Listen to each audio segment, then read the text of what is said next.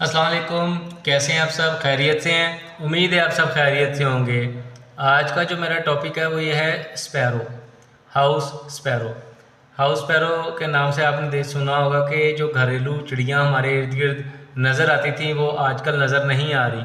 इसकी क्या वजूहात हैं?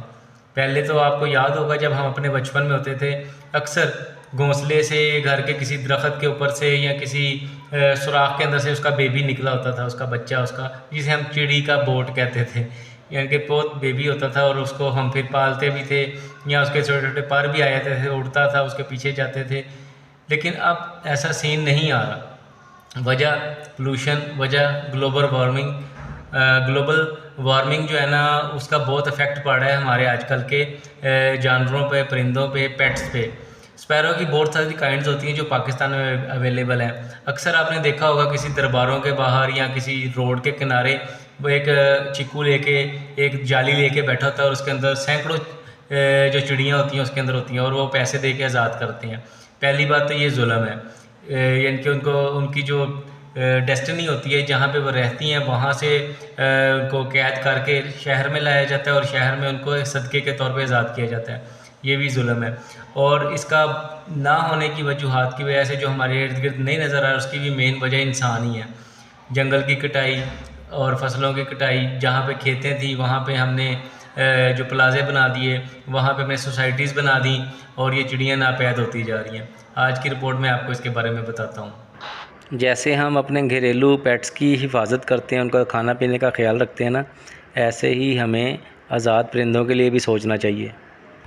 हमारे इर्द गिर्द नज़र आने वाली ये जो चिड़ियाँ हैं ना, आजकल बिल्कुल नज़र नहीं आ रही। वजह हम इंसान ही हैं। और इनकी जो अब आबाओ अजदाद है ना, वो ज़्यादातर गाँव में शिफ्ट हो गए हैं क्योंकि शहरों में तो दरख्त रह ही नहीं गए। पोल्यूशन है, ग्लोबल वार्मिंग है, जिसकी वजह से ना ये यहाँ पे अब नज़र नहीं आती। ये भी हमारे इकोसिस्टम का एक हिस्सा है। ये जब शहरों में बहुत ज़्यादा पाई जाती थी ना, तो आपको अक्सर नज़र आती थी कीड़े मकोड़े, मच्छर, लार्वा वगैरह खा लेती थी। तो आप देखिए इसी वजह से, इसकी ना होने की वजह से डेंगू और दूसरे जो हशरात हैं ना, हमें ज़्यादा नज़र आना शुरू हो गए हैं। तो इसी वजह से हमारे इकोसिस्टम में बहुत इफ़ेक्ट पड़ा है ये इसकी ना होने की वजह से। इसको अब हमने सेव करना है। और वो कैसे करना है?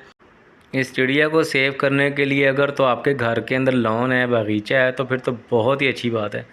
अगर स्कूल में भी आप कंट्रीब्यूट करके ऐसे घर और जो छोटे छोटे कुज्जे लगा देंगे ना, तो ये बड़ा इफ़ेक्टिव होगा इनके लिए। ये देखिए, छोटा सा मेरे पास एक हट नुमा बना हुआ है और कुज्जे भी मिल जाते हैं।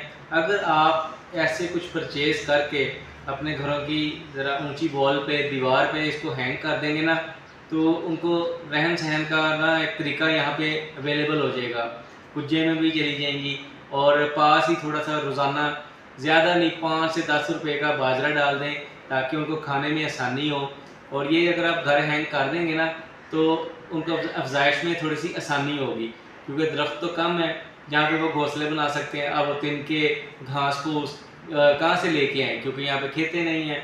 और इसी वजह से वो ऐसे हट और ऐसे कुज्जे लगा देंगे तो उनको एक शेल्टर मिल जाएगा। तो फिर वो ज़्यादा से ज़्यादा अफजाइश करेंगे और हमारा इकोसिस्टम ऑटोमेटिकली ठीक हो जाएगा। मेरे टेरेस पे ना थोड़ी सी जगह है जहाँ पे मैंने एक पिंजरा हैंग किया हुआ है डायमंड डव्स का।